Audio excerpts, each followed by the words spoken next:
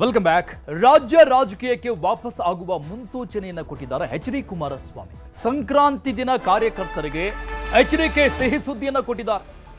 ಯಾವಾಗ ಅಂತ ತೀರ್ಮಾನಿಸ್ತೇನೆ ಅಂತ ಹೇಳಿದ್ದಾರೆ ಎಚ್.ಡಿ. ಕುಮಾರಸ್ವಾಮಿ, ಕೇಂದ್ರ ಸಚಿವ. ಸಂಕ್ರಾಂತಿ ದಿನ ಕಾರ್ಯಕರ್ತರಿಗೆ ಎಚ್ಚರಿಕೆಯಿಂದ ಸಿಹಿ ಸುದ್ದಿ. ರಾಜ್ಯ ರಾಜಕಾರಣಕ್ಕೆ ವಾಪಸ್ ಆಗುವಂತ ವಿಚಾರಕ್ಕೆ ಸಂಬಂಧಪಟ್ಟಂಗೆ ರಿಯಾಕ್ಟ್ ಮಾಡಿದ್ದಾರೆ. ರಾಜ್ಯ ರಾಜಕೀಯಕ್ಕೆ ಬರಲೇಬೇಕಾಗತ್ತೆ, ಯಾವಾಗ ಬರಬೇಕು ಅಂತ ಶೀಘ್ರವೇ ತೀರ್ಮಾನವನ್ನ ಮಾಡ್ತೀನಿ ಅಂತ ಬೆಂಗಳೂರಲ್ಲಿ ಕೇಂದ್ರ ಸಚಿವ ಎಚ್.ಡಿ. ಕುಮಾರಸ್ವಾಮಿ ಅವರ ಮಾತಿತ್ತು. ಜೆಡಿಎಸ್ ಕಾರ್ಯಕರ್ತರಿಗೆ ಒಂದು ರೀತಿ ಸಂಕ್ರಾಂತಿಯ ಸಿಹಿ ಸುದ್ದಿ. ನಾಡಿನ ಜನತೆ ನಾನು ಯಾವ ಸ್ಥಾನದಲ್ಲಿ ಇರಬೇಕು ಅನ್ನೋದು ತೀರ್ಮಾನ ಮಾಡೋದು ಅವರು, ನನ್ನ ಕೈಲಿಲ್ಲ. ಆದರೆ ರಾಜ್ಯದ ರಾಜಕಾರಣದಿಂದ ನಾನು ದೂರ ಸರಿತೀನಿ ಅಂತಕ್ಕಂಥದ್ದು ಯಾರಾದರೂ ತಿಳ್ಕೊಂಡಿದ್ರೆ ದೂರ ಸರಿಯತಕ್ಕಂಥ ಪ್ರಶ್ನೆ ಇಲ್ಲ. ರಾಜ್ಯದ ರಾಜಕಾರಣದಲ್ಲೂ ಇರ್ತೀನಿ. ಕೇಂದ್ರದಲ್ಲಿ ಗೌರವಾನ್ವಿತ ಪ್ರಧಾನಮಂತ್ರಿಗಳು ಏನೋ ಒಂದು ಹುದ್ದೆ ಕೊಟ್ಟಿದ್ದಾರೆ. ಆ ಎರಡು ಇಲಾಖೆಯಲ್ಲಿ ದೇಶದಲ್ಲಿ ಪ್ರಾಮಾಣಿಕವಾಗಿ ನನ್ನ ಕೈಲಿದ ಮಟ್ಟಿಗೆ ಎರಡೂ ಇಲಾಖೆಯಿಂದ ಒಳ್ಳೆಯ ಉತ್ತಮವಂಥ ಕೆಲಸಗಳನ್ನು ಮಾಡಲಿಕ್ಕೆ ಈಗಾಗಲೇ ಒಂದು ಫೌಂಡೇಶನ್ ಏನು ಹಾಕಿದ್ದೇನೆ. ಆ ಕೆಲಸದಲ್ಲಿ ಯಶಸ್ಸನ್ನು ಕಾಣಬೇಕು ಅನ್ನೋದು ಒಂದು ಭಾಗ.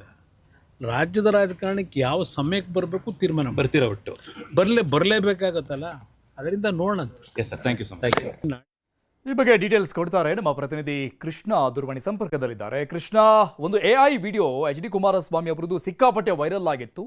ಅವಾಗಿಂದ ಈ ಊಹಾಪೋಹಗಳಿಗೆ ದೊಡ್ಡ ಮಟ್ಟದ ಚರ್ಚೆ ಕೂಡ ರೆಕ್ಕೆಗಳು ಸಿಕ್ಕೈತಿ. ಈ ಊಹಾಪೋಹಗಳಿಗೆ ಅದಕ್ಕೊಂದು ಕ್ಲಾರಿಫಿಕೇಶನ್ ಕೊಟ್ಟಿದ್ದಾರೆ ಎಚ್ಚರಿಕೆ. ಈಗ ಅಂದ್ರೆ ತೀರ್ಮಾನ ಮಾಡ್ತೀನಿ ಅನ್ನುವಂಥ ಅರ್ಥದಲ್ಲಿ, ಶೀಘ್ರದಲ್ಲೇ ಅನ್ನುವಂಥ ಮಾತನ್ನು ಕೂಡ ಹೇಳಿದ್ದಾರೆ.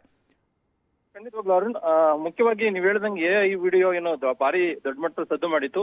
ಅದಾದ ಬೆನ್ನಲ್ಲೇ ಇವಾಗ ಕೇಂದ್ರ ಸಚಿವರಾಗಿರ್ತಕ್ಕಂಥ ಎಚ್.ಡಿ. ಕುಮಾರಸ್ವಾಮಿ ಆ ಒಂದು ವಿಚಾರವಾಗಿನೇ ಮಾತಾಡಿರುವಂತದ್ದು. ಈ ಒಂದು ನಡೆ ಕುಮಾರಸ್ವಾಮಿ ಅವರ ನಡೆ ಒಂದು ರೀತಿ ರಾಜ್ಯ ರಾಜಕಾರಣದಲ್ಲೇ ಒಂದು ರೀತಿ ದೊಡ್ಡ ಮಟ್ಟದ ಸಂಚಲನಕ್ಕೆ ಕಾರಣವಾಗಿದೆ ಅಂತಾನೆ ಹೇಳ್ಬೋದು.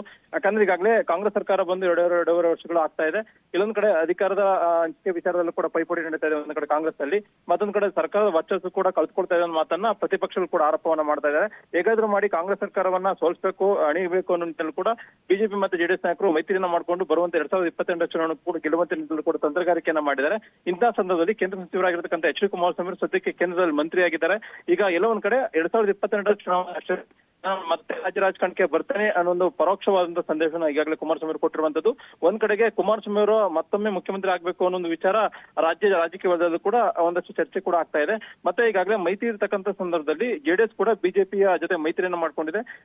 ಎಲ್ಲೊಂದ್ ಕಡೆ ಬಿಜೆಪಿ ಕೂಡ ಅಗ್ರೆಸಿವ್ ಹೋಗುವಂತ ನಿಟ್ಟಿನಲ್ಲಿ ಕೂಡ ಪ್ರಯತ್ನವನ್ನ ಮಾಡ್ತಾ ಇದೆ. ಇಂಥ ಸಂದರ್ಭದಲ್ಲಿ ಕೇಂದ್ರ ಸಚಿವರಾಗಿರ್ತಕ್ಕಂಥ ಎಚ್.ಡಿ. ಕುಮಾರಸ್ವಾಮಿ ಈಗ ಹೇಳಿಕೆಯನ್ನ ಕೊಟ್ಟಿರ್ತಕ್ಕಂಥ ಸಂದರ್ಭದಲ್ಲಿ ಬಿಜೆಪಿ ಅಂದ್ರೆ ಮಿತ್ರ ಪಕ್ಷದ ಬಿಜೆಪಿ ನಾಯಕರು ಯಾವ ರೀತಿಯಾಗಿ ನೋಡ್ತಾರೆ ಅನ್ನೋದು ಕೂಡ ಈಗಿರ್ತಕ್ಕಂಥ ಪ್ರಶ್ನೆ ಇರುವಂತದ್ದು. ಯಾಕಂದ್ರೆ ಸಹಜವಾಗಿಯೇ ಆಡಳಿತ ವಿರೋಧಿ ಅಲ್ಲ ಇದ್ದಂತ ಸಂದರ್ಭದಲ್ಲಿ ಹೇಗಾರು ಮಾಡಿ ಸಂಪೂರ್ಣ ಬಹುಮತದಿಂದ ಅಧಿಕಾರವನ್ನು ನೀಡುವಂತ ನಿಟ್ಟಿನಲ್ಲಿ ಕೂಡ ವಿಜಯನಗರ ಕೂಡ ಮಾತಾಡಿದ್ದಾರೆ. ಹೀಗಾಗಿ ಕುಮಾರಸ್ವಾಮಿ ಅವರು ಕೂಡ ರಾಜ್ಯ ರಾಜಕಾರಣಕ್ಕೆ ಬರ್ತೀನಿ ಅನ್ನೋ ಮಾತನ್ನು ಹೇಳೋದ್ರ ಮುಖಾಂತರವಾಗಿ ಪರೋಕ್ಷವಾಗಿ 2028ಕ್ಕೆ ನಾನು ಮುಖ್ಯಮಂತ್ರಿ ಆಗ್ತೇನೆ ಒಂದು ಪರೋಕ್ಷ ಒಂದು ಸಂದೇಶವನ್ನು ಕೊಟ್ಟಿರ್ತಕ್ಕಂಥ ಸಂದರ್ಭದಲ್ಲಿ ಬಿಜೆಪಿ ನಾಯಕರು ಯಾವ ರೀತಿಯಾಗಿ ನೋಡ್ತಾರೆ ಅನ್ನೋದು ಒಂದು ಭಾಗ ಆದ್ರೆ, ಮತ್ತೊಂದ್ ಕಡೆ ಒಂದು ರೀತಿ ಕುಮಾರಸ್ವಾಮಿ ಅವರು ಈ ಒಂದು ಹೇಳಿಕೆಯಿಂದಾಗಿ ಒಂದು ಜೆಡಿಎಸ್ ಕಾರ್ಯಕರ್ತರು ಕೂಡ ಒಂದು ಉತ್ಸಾಹ ಇಮ್ಮಡಿಯಾಗಿದೆ ಅಂತ ಹೇಳ್ಬೋದು. ಯಾಕಂದ್ರೆ ನಿಖಿಲ್ ಕುಮಾರಸ್ವಾಮಿ ಸಂಘಟನೆಯನ್ನ ಮಾಡ್ತಾರೆ. ನಿಖಿಲ್ ಕುಮಾರಸ್ವಾಮಿ ಸಂಘಟನೆಯನ್ನ ಮಾಡಿದ್ರು ಕೂಡ ಅಷ್ಟೊಂದು ಪ್ರಯೋಜನ ಆಗ್ತಾ ಇಲ್ಲ ಅನ್ನೋದು ಕೂಡ ಚರ್ಚೆ ಆಗ್ತಾ ಇತ್ತು.